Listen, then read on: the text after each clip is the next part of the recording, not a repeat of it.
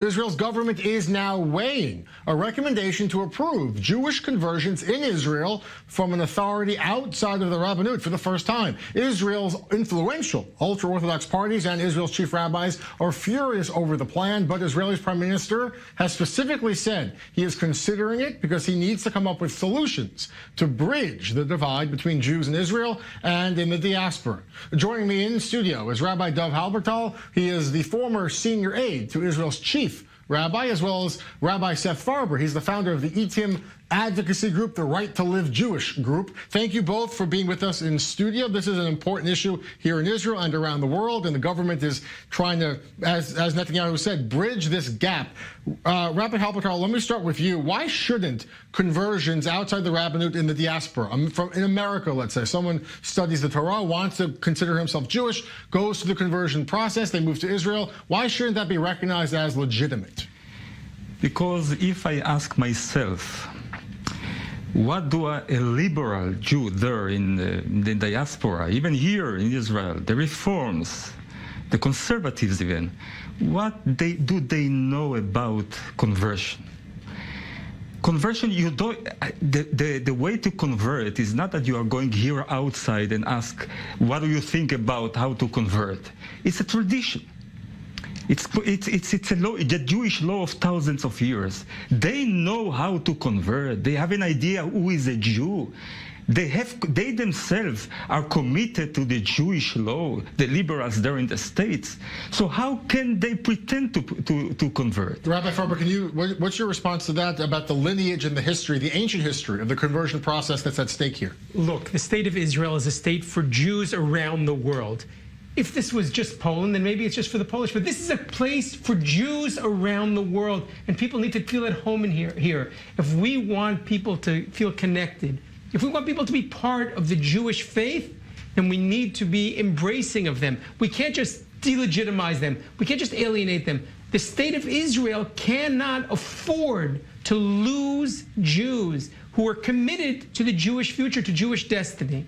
And because of that, I believe strongly that the rabbinate is doing an incredible disservice to Jews around Israel. Do you think it's a disservice, especially because there are other streams of Judaism besides the Orthodox stream? I have two answers to the question, to you and what Rabbi Farber said. First of all, if they want to influence the liberals, let them come here. They are barbecuing in Philadelphia. They are eating steaks in Miami Beach, while people here are risking their lives in Gaza Strip. We just saw a report of Jews around the world, Jews in New York, who are marching. They are marching in support of Israel. What is marching? We cannot afford. They are not here. Let them come here and influence. They don't want to live the prosperity in the state.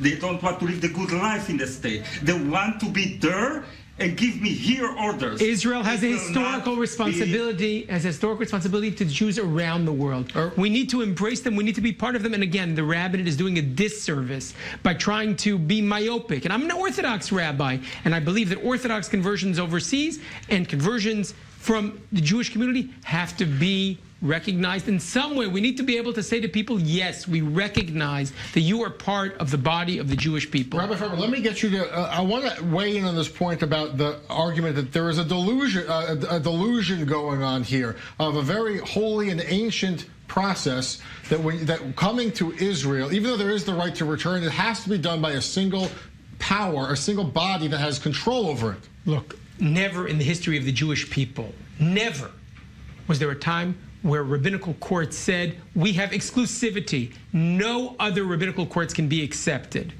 Today, the Israeli rabbinate is delegitimizing Orthodox courts. Yeah, Orthodox courts around the world. There are other, even if you're Orthodox, why does it have to be the rabbinate? This is a very powerful... Because the ticket to come into the Jewish people is not a simple one. It's not a superficial thing. You don't sign a paper and give some conversion. To be Jewish means to keep the Jewish tradition. They don't keep the liberals themselves. They have no idea how to convert. One moment. So they back one moment. So we are not missionary. We don't want even all those converts. On the other hand, they want to bring in millions of non-Jewish people into the Jewish people here in Israel, in the diaspora, and assimilated, and we will be diminished. Rabbi, and I will blame him. What about Kors Nativ? It's not an issue of my fault. This is the responsibility of the state of Israel. It's not something we should shirk our responsibility. We have a great mission for the future of the Jewish people to come and say, I believe the DNA of the Jewish I people. believe strongly that becoming Jewish is not an easy task. But I believe strongly that the Rabbanut does not have the only recipe for how you can become Jewish. They are a political body. They were appointed by politicians, and they have no right to determine for Jewish communities abroad who is Jewish. Who will be the one who will determine?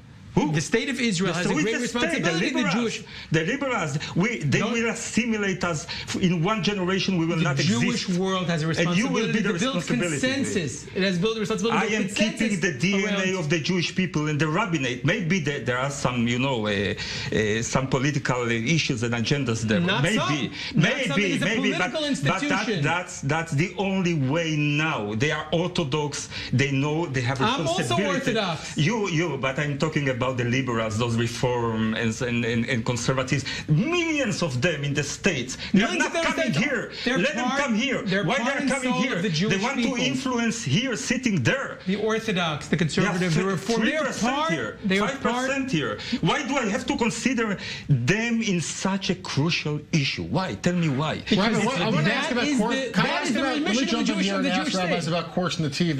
Until now, it was suspended. The IDF program that allowed soldiers who were defending the Jewish state to convert outside the rabbinate. It's been suspended. Were those soldiers who converted, are they Jewish? Do you accept? No, not at all. The IDF soldiers went over this conversion. I can tell you clearly, they are non-Jewish completely. When you hear that, Rabbi? That is an outrage. It's an outrage to say such a thing. It's disrespectful to Jewish tradition. It's disrespectful to Jewish law.